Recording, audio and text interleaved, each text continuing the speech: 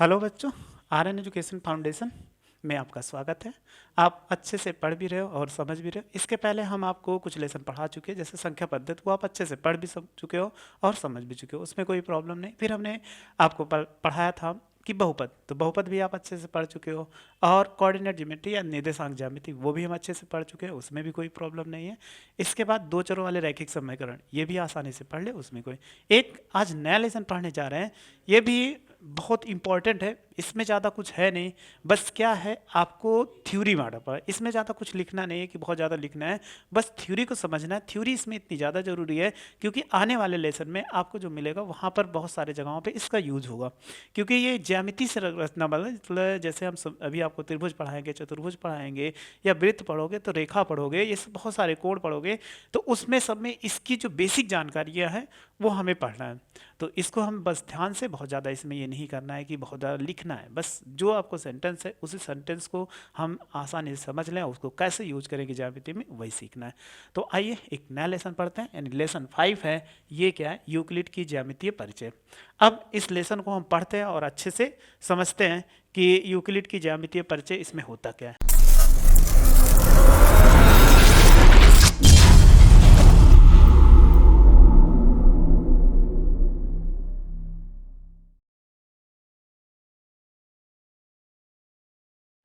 Type है Euclid, Euclid की ज्यामितीय परिचय।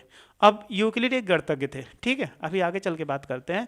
गणितज्ञ थे, तो सबसे पहले हम ज्यामिति को पढ़ते हैं। अब ज्यामिति होती क्या है, क्योंकि यहाँ ज्यामिति शब्द आया, तो ज्यामिति होती क्या है इनको जानते हैं। तो ज्यामिति के जानने के लिए देखो, इसमें ज्यामिति है, अगर ये ज्यामिति लिखा हुआ है तो इसको थोड़ा सा हम समझ लें कि ज्यामिति क्या है। ज्यामिति जो है वो दो शब्दों से मिलकर बना हुआ है, यानी ये किससे मिला हुआ है? दो शब्दों से मिलकर बना हुआ है।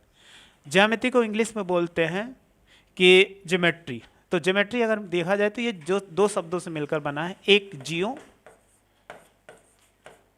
ज्योमेट्री बोला जाता है, GEOMETRY, ज्योमेट्री। तो ज्योमेट्री है, तो ये दो शब्दों से मिलकर, एक जियो और दूसरा किससे? मेट्रिन, ये दो शब्दों से मिलकर बना हुआ है। अब इन दोनों शब्दों का प्रयोग मुख्यतः कहाँ पर किया जाता है कि अगर दो शब्द, तो जियो का अर्थ होता है कि पृथ्वी, या आप सिंपल सा कह सकते हो कि भूमि, या हम ऐसे कह सकते हैं पृथ्वी या भूमि।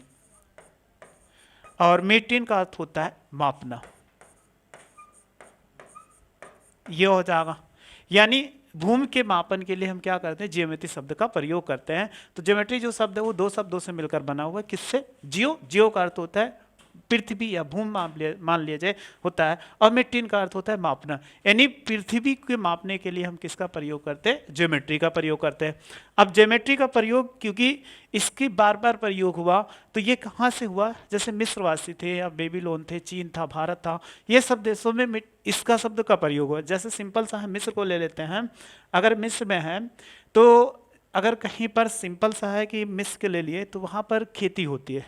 खेती होने के लिए आप जानते हो कि अगर समुद्र है तो समुद्र के आसपास में कहीं समुद्र है, और समुद्र के आसपास में हम कहीं खेती कर रहे हैं, तो कभी कभी क्या होता है कि उनका पानी का जो बढ़ जाता है, यानी उसका जो तल होता है, पानी का स्तर बढ़ने पर, अगर मान लीजिए 4 खेत ऐसे हैं, ऐसे ही अपना खेत बटे हुए हैं। अब उसकी आके तो पता नहीं, ऐसे इस तरफ बटे हुए, ऐसे सब अपना खेत बांट के रखे हैं, इस तरह ऐसे खेत बटे हुए, 3 ही खेत बना, और भी ऐसे हो सकते हैं, ऐसे सबका खेत बटा हुआ है।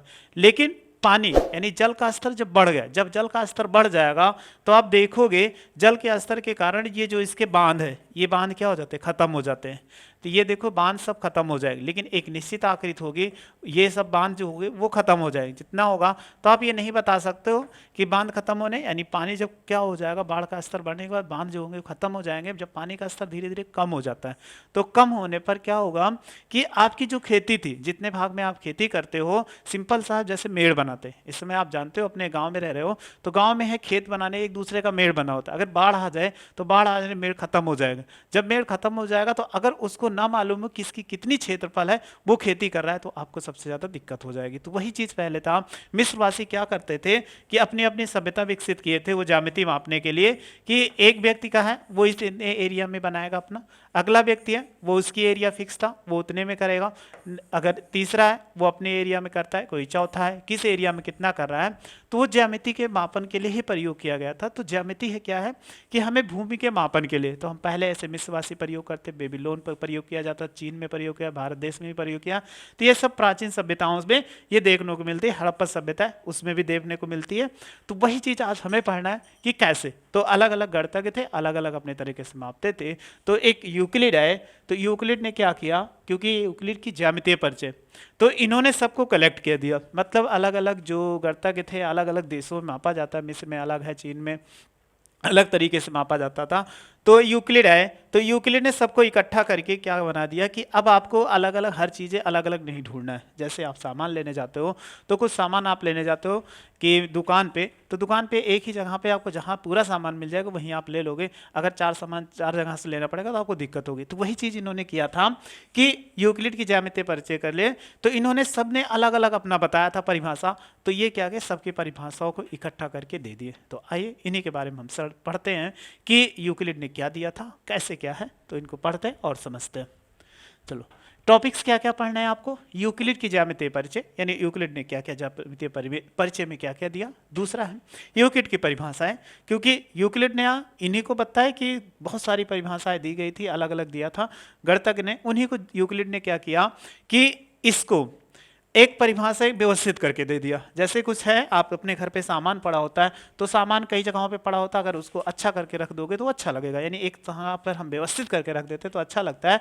तो वही चीज़ यूक्लिड ने कर रहे हैं। यूक्लिड अपने मन से ज़्यादा कुछ नहीं दिया, बस सामान जैसे जो परिभाषाएं दी गई थी, जानकारियां दी गई थी, वो इतर बितर पड़ी, चारों तरफ पड़ी हुई थी। तो उसी परिभाषा को इन्होंने क्या कर दिया, कलेक्ट करके इकट्ठा कर दिया, तो यूक्लिड की ज्यामिति।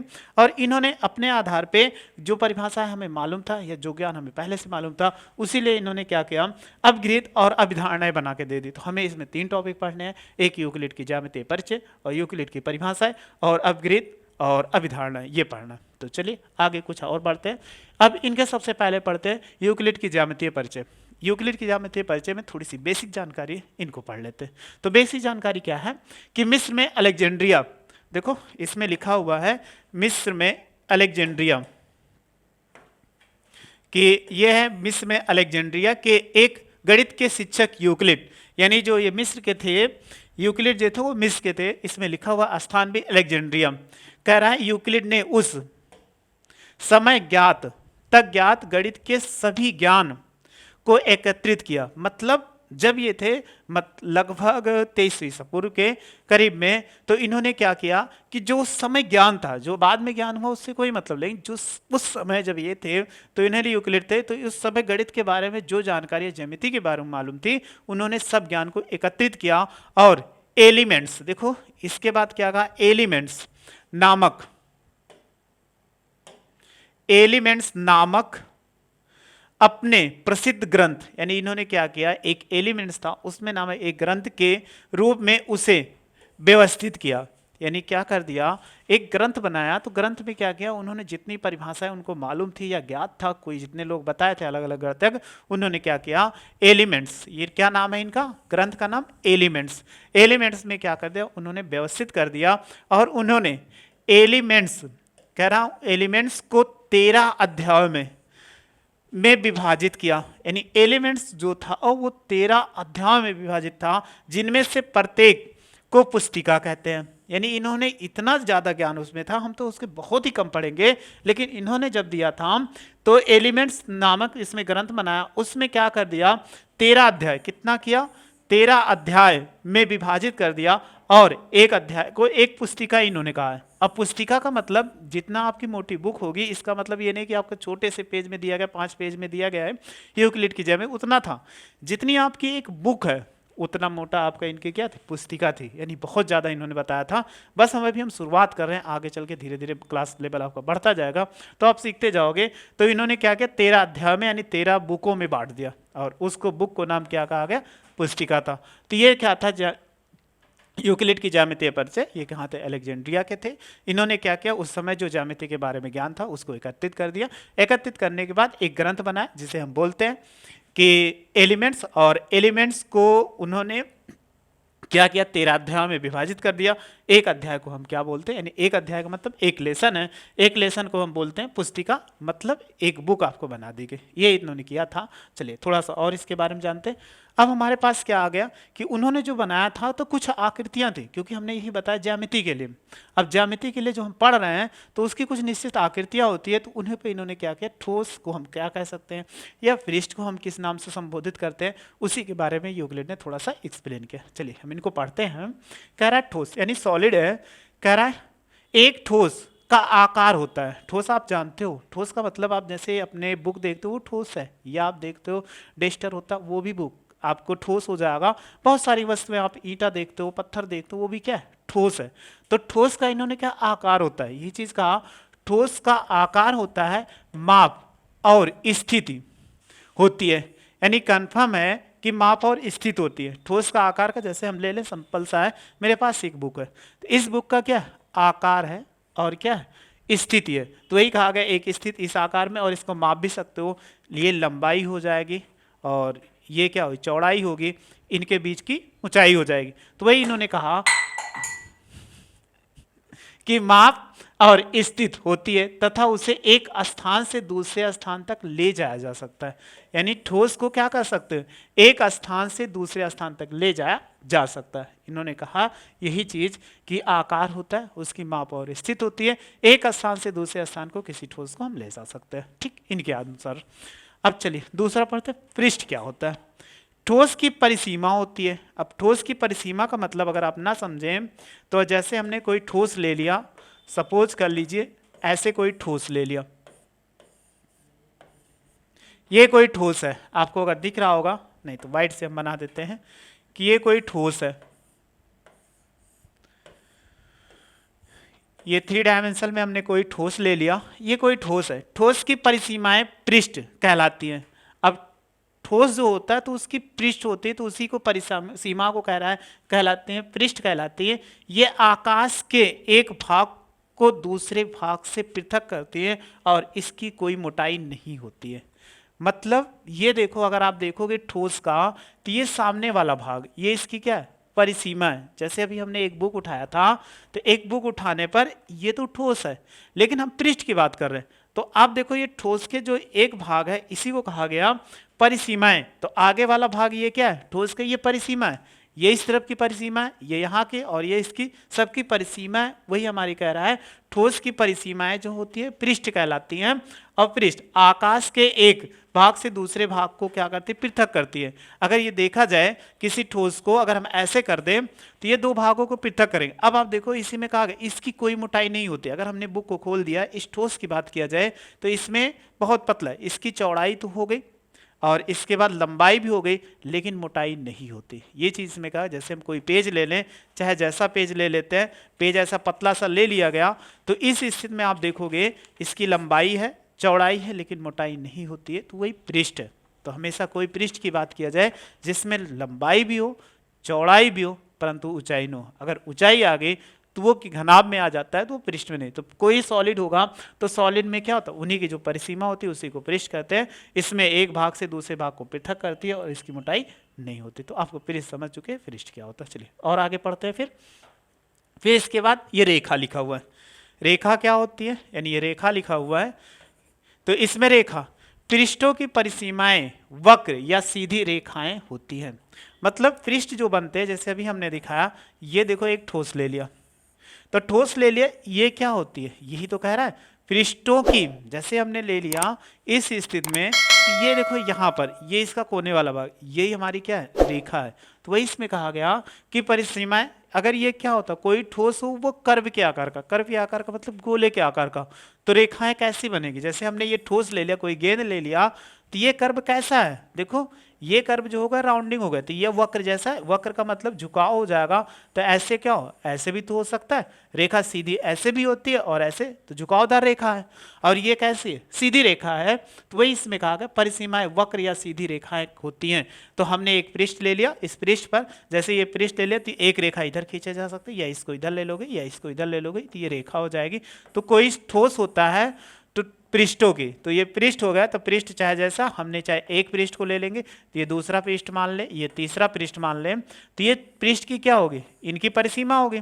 क्योंकि हमने पृष्ठ की बात किया, तो ये इसकी परिसीमा होगी, पृष्ठ की ये हो गए और ये परिसीमा ये हो गई, और इधर से बात करेंगे तो ये हो जाएगी, तो इसकी परिसीमा जो होगी वही हमारी क्या कहलाए, रेखाएं कहलाती है। अब इसके बाद बिंदु आ जाते हैं। बिंदु कह रहा है यानी पॉइंट, रेखाओं के सिरे बिंदु यानी बिंदु कहलाते हैं। सिंपल सा, एक रेखा खींचो, एक रेखा खींचने के बाद आप खींचोगे इसमें, तो आप एक ही चीज देखोगे कि एक सिरा यहां पर दिखेगा, एक सिरा यहां, तो ये क्या कहलाएंगे, ए और बी। तो वही कह रहा है रेखाओं के सिरे क्या कहलाते हैं, बिंदु कहलाते हैं। तो इन्होंने थोड़ी सी बेसिक जानकारियां दी थी जो हम अच्छे से पढ़ लिए कि परिचय में क्या क्या चीज, इन्होंने ठोस का प्रयोग किया है, ठोस हमने पढ़ लिया। इसके बाद क्या प्रयोग, पृष्ठ का प्रयोग किया, पृष्ठ पढ़ लिया। रेखा का प्रयोग किया था, रेखा पढ़ लिया। और इसके बाद इन्होंने बिंदु का प्रयोग किया था। तो बिंदु उन्होंने क्या कहा कि जो रेखाएं होती है इन्हीं के अंतिम सिरे, रेखाओं के अंतिम सिरे क्या कहलाते हैं, ये बिंदु कहलाते हैं। तो ये यहाँ पर क्या हो गए, बिंदु हो गए। तो आपने इसमें परिचय पढ़ लिया। चलिए अब इनकी परिभाषा पढ़ लेते हैं, और परिभाषा इन्होंने किस प्रकार दिया और कैसे दिया उसी को समझते हैं। तो देखो परिभाषा क्या दिया था, यूक्लिड की परिभाषाएं। बस हमने आपको इसे शुरू में बताया था कि आपको क्या करना है, केवल ध्यान से समझना है। बहुत ज़्यादा टिपिकल लेसन नहीं है, बहुत आसान सा लेसन है। केवल इनकी परिभाषा को अच्छे से हम समझ लें कि इन्होंने कैसे प्रयोग किया। हम जानते जरूर है, जैसे ऐसा नहीं कि आप ठोस नहीं जानते हो, कि पृष्ठ नहीं जानते हो, रेखा नहीं जानते हो, लाइन जानते हो, सब कुछ जानते हो, लेकिन ये कैसे यूक्लिड ने दिया, उसको परिभाषित किया, वो हमें सीखना है। तो इनको परिभाषा किस प्रकार दिया उन्हीं को हम सीखते हैं, आसानी से समझ लें। तो यूक्लिड के आधार पे कहीं भी हमें प्रयोग करना हुआ अभी ज्यामिति में आगे चल के उसको हम प्रयोग कर लेंगे। तो देखते हैं परिभाषाएं यूक्लिड की क्या क्या इन्होंने दिया था। सबसे पहला देखो, बहुत है आसान, और इन्होंने क्या कहा था, जो कहा है वो आप समझ लो। इन्होंने ये कहा एक बिंदु यानी पॉइंट वह है जिसका कोई भाग नहीं होता है। क्या कहा कि एक बिंदु है, वह भाग हो, वह भाग है, यानी एक बिंदु वह है जिसका कोई भाग नहीं होता। कोई भाग नहीं होने का मतलब है कि हमने ऐसे रख दिया, आपको दिख रहा होगा कि नहीं दिख रहा है, उसमें कोई भाग नहीं होता, मतलब इसकी कोई बीमा नहीं होती। कि कोई बीमा का मतलब होगा ना तो इसमें लंबाई होगी, और ना तो क्या होगी, चौड़ाई होगी, और ना क्या होगी, ऊंचाई होगी।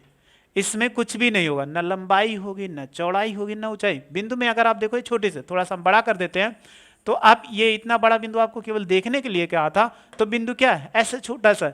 तो बिंदु में क्या होता है कि उसकी कोई भाग नहीं होता है, मतलब बिंदु में ना तो लंबाई होगा, ना तो चौड़ाई होगा, और ना होगा ऊंचाई। ये चीज आपको ध्यान देना है। तो इन्होंने सिंपल सा ही कहा बिंदु वह भाग है जिसमें कोई, वह है जिसमें कोई भाग नहीं होता, मतलब कोई बीमा नहीं होती। बीमा का मतलब ना तो लंबाई, और ना तो चौड़ाई, और ना तो ऊंचाई। चलिए दूसरा पढ़ते हैं। एक रेखा यानी लाइन चौड़ाई रहित लंबाई होती। फिर इन्होंने परिभाषा क्या कहा, एक रेखा जो होती है वो क्या होती है, चौड़ाई रहित लंबाई होती है। मतलब अब देखो, एक रेखा हमने ऐसे खींचा, क्या इसमें चौड़ाई है? सिंपल सा हमने एक रेखा खींचा, तो रेखा खींचने के बाद इसमें चौड़ाई आपको नहीं है ना। जब चौड़ाई नहीं है तो वही इन्होंने कहा कि लंबा रेखा वह है जिसमें चौड़ाई नहीं होती है, यानी चौड़ाई रहित लंबाई को हम क्या बोलते हैं, रेखा बोलते हैं। है समझ में? क्योंकि यही चीज कहा गया। अगर किसी में ऐसे आपने कर दिया, तो सपोज कर लीजिए हमने ऐसे मोटी सी रेखा खींच दी, अगर आपने ऐसे खींचा, हमने ऐसे मोटी रेखा खींच दी, तो इसमें देखो मोटी रेखा खींचने पर इसमें चौड़ाई आ गई, लेकिन चौड़ाई क्या है, इन्होंने यही कहा कि रेखा चौड़ाई रहित क्या है, लंबाई है। अर्थात रेखा में जो होती है उसमें चौड़ाई नहीं होती, केवल लंबाई होती। सिंपल सा अगर ले लोगे, कोई एग्जांपल तार ले लीजिए। तार, आपके घर के बिजली का तार जो होगा कहीं से गुजरा होगा, तो उसमें क्या लंबाई होती है, चौड़ाई नहीं होती। चलिए अगला पॉइंट पढ़ते हैं। एक रेखा के सिरे बिंदु होते हैं। देखो, एक रेखा के सिरे बिंदु होते हैं। आपने रेखा देख लिया, इसके सिरे देख लो, तो यही सिरे हमारे क्या होते हैं, बिंदु होते हैं। यानी रेखा के सिरे अगर हम इनका नामकरण कर दें तो ए और बी क्या हो गए, बिंदु हो जाएंगे। रेखा के सिरे क्या होते हैं, बिंदु होते हैं। बस इन्हीं परिभाषाओं को हमें समझना है और आगे चल के लेसन में हमें ऐसे यूज करना है। ठीक, अगला फिर पढ़ते हैं हम। पॉइंट है इसमें तीसरा, लिखा गया है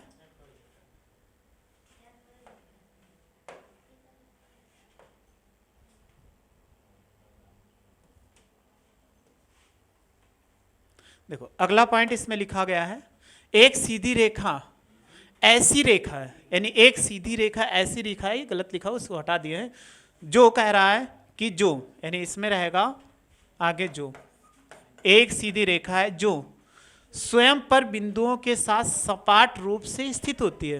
यानी एक सीधी रेखा कह रहा है कि रेखा ऐसी रेखा है जो स्वयं पर बिंदुओं के साथ सपाट रूप में स्थित होती है। अब आपको ना समझ में आए, चलो हम एक रेखा खींचते हैं। अगर एक रेखा खींचेंगे, आप ऐसे ध्यान से देखिएगा कि एक रेखा खींचते हैं, आपने एक रेखा देख रहे हो, आपके सामने एक वाइट कलर की रेखा दिख रही है। इसमें देखो यही चीज कहा गया कि रेखा जो है कि एक सीधी रेखा की ऐसी रेखा जो स्वयं पर बिंदुओं के साथ सपाट रूप में स्थित होती है, ये रेखा है। अब इस रेखा को हमने क्या किया, ऐसे आप मिला दो, तो मिला देने पे क्या बन जाए, एक सीधी रेखा बनी कि नहीं। तो वही तो इसमें कह रहा है कि एक रेखा पर जो होते हैं वो बिंदु सपाट रूप से स्थित होते हैं, मतलब रेखाएं जो होती हैं वो बिंदुओं से मिलकर बनती है। सिंपल सा अगर आप देखोगे, ऐसे हम रेखा को ऐसे बिंदु लगाते चले गए, इसको रेखा खींच दे, तो वही तो है। यानी बिंदुओं को मिलाने से अगर आप ऐसे छोटे छोटे बिंदुओं को मिलाते जाओगे तो ये क्या बन जाएगी, रेखा बन जाएगी। तो यही कहा इन्होंने, रेखा अगर कोई होती है तो बिंदु उस पर सपाट रूप से स्थित होते हैं। तो आप इसको समझ चुके होंगे। चलिए फिर आगे पढ़ते हैं। इसी में इन्होंने कुछ और दिया, एक पृष्ठ वह है जिसकी केवल लंबाई और चौड़ाई होती है। अभी हमने कहा एक पृष्ठ ले लें, तो ऐसा हमने पृष्ठ ले लिया जिसमें लंबाई हो जाएगी, ये लंबाई होगी और ये क्या होगी, चौड़ाई होगी। ये अभी आप एग्जाम्पल से पढ़े थे, एक पृष्ठ है जिसमें लंबाई है और क्या होती है, चौड़ाई, बट ऊंचाई नहीं होती है। ये चीज़ हम पहले सीख चुके थे। पृष्ठ के किनारे रेखाएं कहलाते हैं। पृष्ठ का किनारा जो होता है, अगर ये पृष्ठ का जो किनारा है, इसी को हम क्या बोलते हैं, रेखा कहते हैं। ये तो इन्होंने कहा कि पृष्ठ के किनारे क्या होती हैं, रेखाएं कहलाती हैं। बहुत आसान सा है, इसमें कोई दिक्कत नहीं, आप समझ जाओगे कि कोई पृष्ठ है। चलिए अगला, एक समतल पृष्ठ यानी प्लेन, ऐसा पृष्ठ है जो स्वयं पर सीधी रेखाओं के साथ सपाट रूप से स्थित होता है। यानी एक ऐसा पृष्ठ होता है, यानी पृष्ठ जो ऐसा होता है कि उस पर रेखा जो होती है वो सपाट रूप से स्थित होती है। कैसे होती है, चलिए हम आपको दिखाते हैं कि अगर कोई रेखा आपको मिल जाए तो कैसे स्थित होती है। हमने ऐसे रेखा खींच दिया, आपको रेखा दिख रही है, ठीक है।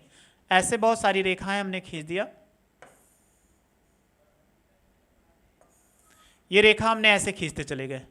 अब आप देखोगे अगर इस रेखा को हम ऐसे पूरा मिला दें तो एक पृष्ठ बन गया कि नहीं, क्योंकि ये क्या बन गया, एक पृष्ठ बन गया कि नहीं आपका। अगर यही देख रहे हो कि इसमें क्या बन गया, एक पृष्ठ बन गया। अगर रेखा को मिला दिया तो ऐसे रेखाएं तो अलग अलग थी, रेखाएं अलग अलग थी, तो रेखा को ऐसे आपने बहुत सारी रेखा ऐसे खींच दिया। जब रेखा खींच दोगे और इसके बाद क्या करो, इसको पास पास खींचोगे तो ये क्या बन जाएगा, पृष्ठ बन जाएगा कि नहीं। अगर हम ऐसे देखते हैं रेखाएं मिलने के साथ कि रेखाएं मिलने के साथ क्या होगा, एक पृष्ठ बन जाती है। जैसे आपने सिंपल सा देखा होगा, एग्जाम्पल्स आपके घर पे क्या हो गया, अगर आप गांव से बिलोंग करते हैं तो अब तो सबके घर पे क्या खाट नहीं है, तखत है। तो तखत भी अगर देखते हैं तो तखत में छोटे छोटे क्या उसके पटरे लगे होते हैं। पटरे को हम रेखा अगर मान लेते हैं या सिंपल सा खाट पे चले जाते हैं। रस्सी है, रस्सी है, अगर रस्सी को देखोगे तो पतली पतली रस्सी होती है, ऐसे तो होती है। अगर उसी को बीन दिया जाता है, यानी बुन दिया जाता है, तो उसमें एक पतली सी देखे और तो वो क्या एक समतल बन जाता है। यही तो कहा गया कि समतल, यही चीज कहा गया रेखाओं से। समतल पृष्ठ है ऐसा पृष्ठ जो स्वयं पर सीधी रेखाओं के साथ सपाट रूप से स्थित होता है। तो सपाट रूप से स्थित होता है तो ये रेखाएं हम ऐसे क्या कर दें, इनको साथ साथ रख दिए। अगर साथ साथ रख के तो ये क्या बन जाता है, एक पृष्ठ बन जाता है। ये चीज़ इन्होंने बताया था। और बस यहीं तक पढ़ते हैं, इनकी परिभाषाएं आगे जो होगा वो नेक्स्ट लेक्चर में मिलेंगे, तो आप इनको एक बार पढ़ लीजिएगा अच्छे से। बस यही चीज़ हमें पढ़ना है, बहुत ज़्यादा हमने बताया था शुरू में, शब्द केवल इसको पढ़ने, शब्द मतलब इसको थ्योरी पढ़ना है, लिखना ज़्यादा कुछ नहीं, इसमें केवल शब्द क्या है उन्हीं शब्द को अच्छे से समझ लें और इसके बाद अपने आने वाले ज्योमेट्री में यूज करते, इस लेसन में यूज करेंगे, उन्हीं को समझते रहें, अच्छे से पढ़ते रहें और मेरे साथ जुड़े रहिए। ऐसे आपको अच्छी वीडियो मिलती रहेगी। वीडियो अच्छी लगी हो तो लाइक करिए और चैनल को सब्सक्राइब करिए। वीडियो देखने थैंक यू सो मच।